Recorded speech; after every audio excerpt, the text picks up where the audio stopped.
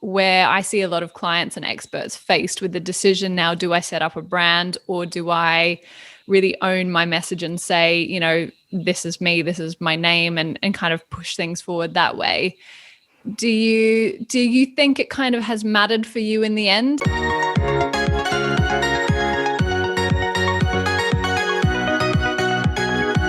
Hi, I'm Annie Clarke, and I help people that want to feel a greater sense of connection, to nurture a set of practices to support them in living that version of their life. Annie, thank you so much for joining me on the podcast. Thank you for having me, Lauren. It's amazing to be here.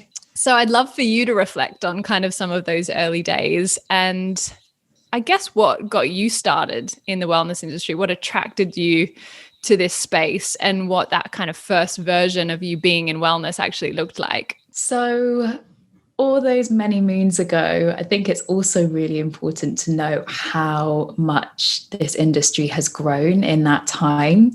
Because when I think back to what the wellness industry in the UK looked like in 2014, 2015, it was about 10 people that were just kind of trying to sort of figure out how to encourage people to feel better in their day-to-day lives. And I think that's probably where we crossed paths, because we were both either silly enough or bold enough or brave enough to be navigating that space. And I think you probably had a lot more direction back then than I did. But anyway, we both managed to kind of keep our head. So for me, the reason that I ended up in that space was because really in my early 20s, I had a full kind of lifestyle overhaul. And I remember really struggling to find what felt good for me. And I was trying to look at actually a lot of kind of Aussie brands and businesses for inspiration, and US, I guess ideas that were out there, and plans and programs and things to try and make myself feel better. And nothing ever really stuck. I would notice like a bit of a difference over a short period of time, and then would kind of default back to just not feeling great. And so I stepped into wellness in pursuit of my own wellness, as is the story for many. And it kind of led me on a bit of a pathway through various different things. So as you touched on, it started off with food, and food was very much my kind of sticking point, because I was sensitive to everything that I was eating at that time. And so that was kind of what drew me in. But over the years, it sort of expanded, and now I'm a yoga teacher. I have a yoga business that kind of has become the dominating and the sort of the anchor, I guess, for what it is that I do now. So yeah, like you said, it began with food and evolved into something much sort of more significant for me, I guess. I'm very aware that when you set up Mind Body Bowl, it probably wasn't like, a strategic decision to have a brand versus use your name. But I guess on reflection, and where I see a lot of clients and experts faced with the decision now, do I set up a brand or do I really own my message and say, this is me, this is my name, and kind of push things forward that way? Do you think it kind of has mattered for you in the end? And do you have any reflections or learnings on whether that was a good path for you to take, or whether you wished that maybe you'd kind of stuck with your name and built more of a platform for yourself? This is a really good question, because I have been on that transition, as you know, where I now kind of identify myself as Annie Clarke. And I think that really, to me, a clear grounding in what it was that I actually want to do, and what kind of my intentions behind my work are, which weren't necessarily clear at the beginning. So when I chose Mind Body Bowl, it was just a silly play on words for mind, body, soul, except I was really interested in food. And as you said, in those days, we didn't necessarily have those clear pathways, and we didn't necessarily have to step in with clear intention. So I tried all sorts of things that just felt like fun at the time. So when all of the wellness festivals started, I would sell granola. And I still, to this day, I don't pat myself on the back very often, but I still think it's the best granola. I haven't made it for a long time, so maybe I've got a slightly warped memory of it. But I was selling granola, and then I was just making it out of my kitchen. And it got to the point where I couldn't keep up with the orders at home. And I had to make the decision about whether or not I was going to start looking for a factory to produce it. And I was faced with kind of the idea of spreadsheets and number crunching and margins. And I ran like in the opposite direction. It was like, I'm out, I can't do it. And at the time I had a friend, or I have lots of friends who had those kind of businesses. So I saw the sort of things that they were doing. And I just thought, that is just not me. My head is not in that space. That's not how I work. I don't think I can do it. Right. Or I don't think I want to do it. And at that point, yoga was becoming more and more prominent for me. So I guess, I was being guided away. But by being Mind Body Bowl, I just had so much opportunity to play. And it wasn't until recently that I really kind of acknowledged how lucky that was, because in a time where I didn't necessarily have direction, I just had a sort of growing platform of people that were willing to explore with me. And that's pretty cool. What is one thing that you wish you'd known when you first started out on your business journey? That this is a business, that this will be a business, and that having systems in place from the beginning to support that business would make life significantly easier, because I'm having to undo a lot of or put things in place now. Totally. I wish I'd done at the beginning. Yeah, I can definitely resonate with that one. What's one thing that you wish maybe you'd done sooner in your business? Taken myself seriously, I think. And I don't mean seriously as like not having fun. I mean just trusting that this is a career and that I can do this for the rest of my life if that's what I want to do. Why do you do what you do? What's your why? Because I truly believe that everyone has the potential to live a more connected life. What would you say is the best part about the job that you do? I think seeing that growth and that transformation in people, and people that step on a yoga mat because they've got tight hamstrings or a sore back, and then however many years later they feel a completely different person because of the transformation that's come from their commitment to their practice. What would you say is the best piece of advice that you've ever received?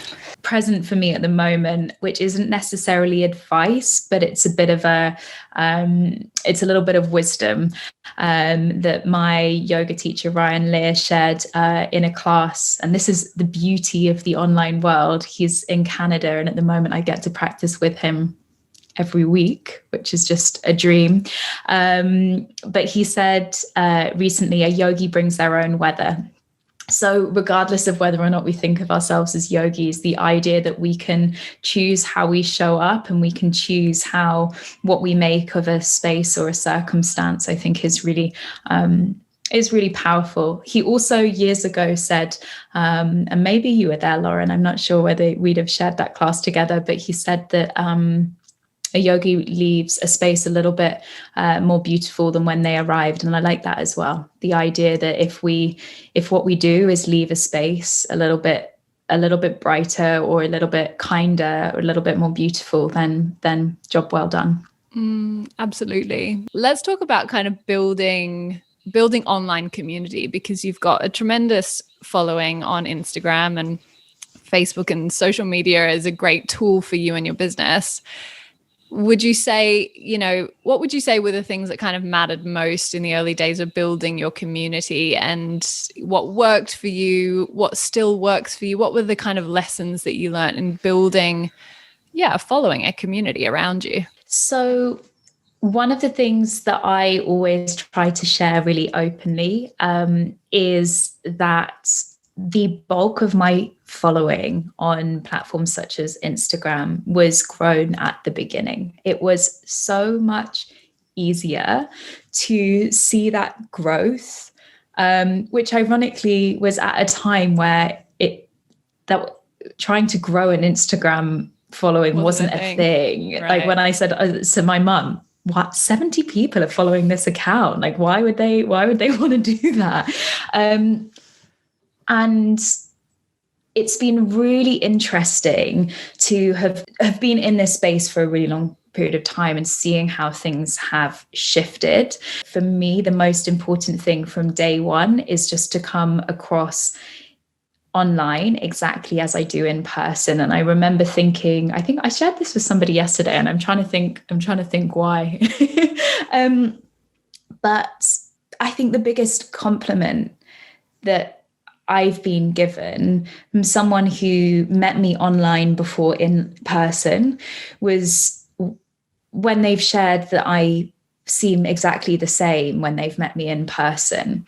And to me, that feels like I've done a really good job, because I would never, ever, ever want to do anything online that didn't feel aligned with how I would show up in person. And I think at times that has been at the detriment to more exponential growth that I might have seen on certain platforms. But I never wanted to sell out or speak in a voice that wasn't my own or do anything that didn't really feel like me. And when you see different trends, it can be incredibly challenging when you're growing a brand or you have a business or something that you want to share, to not to get swept up in the theory of it, and knowing that there are certain things that will make you grow faster if they don't sit right for you. And so can you give our listeners just a little bit of an overview of like where you started in terms of making money as a yoga teacher, probably teaching one-to-one and classes and so on? And then we'll talk about kind of where you are now in terms of your business and actually what Annie Clarke does and sells and offers and how she packages her expertise. Yeah, of course. So if we kind of step into when I started as a yoga teacher rather than kind of before that in the granola and all of that kind of thing. But as a yoga teacher, I was kind of fortunate enough to, through my previous years of working in the wellness industry, I knew a lot of studios, and I guess I'm incredibly lucky that I drew upon those resources and was able to, I was offered a lot of classes when I first started out. Now, of course, the industry is significantly more populated now and it's much harder. And so I always encourage other yoga teachers to draw upon the kind of the contacts and the context of their life before they were a yoga teacher. So if you worked in the music industry, like what agencies could really do with some yoga? You know, how can you, you know, same for finance or law or whatever it is that you might have been doing before. How can you draw upon those contacts and that experience and let that be part of your pathway, even if it doesn't necessarily feel like it connects to what you do now, whether that's yoga or otherwise. I guess to kind of conclude our chat, Annie, because I know that there's so much more that we could talk about, but I'd love for you to just share, you know, in reflecting on your business journey so far, what you think has been the hardest lessons that you've had to learn that have really enabled you to achieve the success that you've achieved, and how those lessons have shaped you as a person and how you see those, maybe not as failures, but as learnings. One of the learnings that I've also had, and I think this is perhaps a personality thing and also an expectation thing, that it's also okay to have people in your business that are working in order for you to take a break.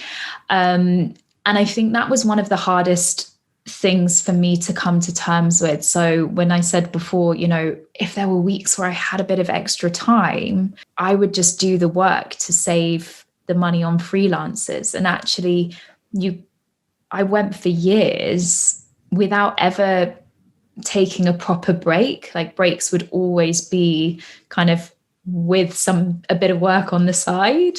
And respecting your own boundaries and remembering the foundation and the transformation that led you to your offering and what it is that you share, and remembering to put enough focus on that when you're building your business, because there will always be times where we have to be a little bit fluid. You know, we might not be able to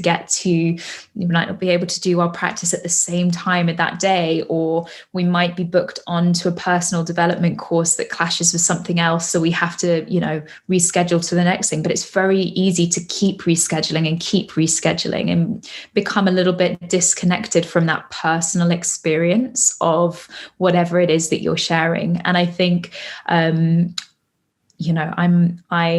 a big advocate for rest and for slowing down and for meeting yourself where you are. And I do take my own advice most of the time, but it has taken a long time for that to be the case. Thank you so much, Annie. It's been a privilege to chat with you today, but also a privilege to just watch this whole journey unfold for you. And I know you're an inspiration for so many. So thanks for sharing the journey. Thank you so much for having me, Lauren.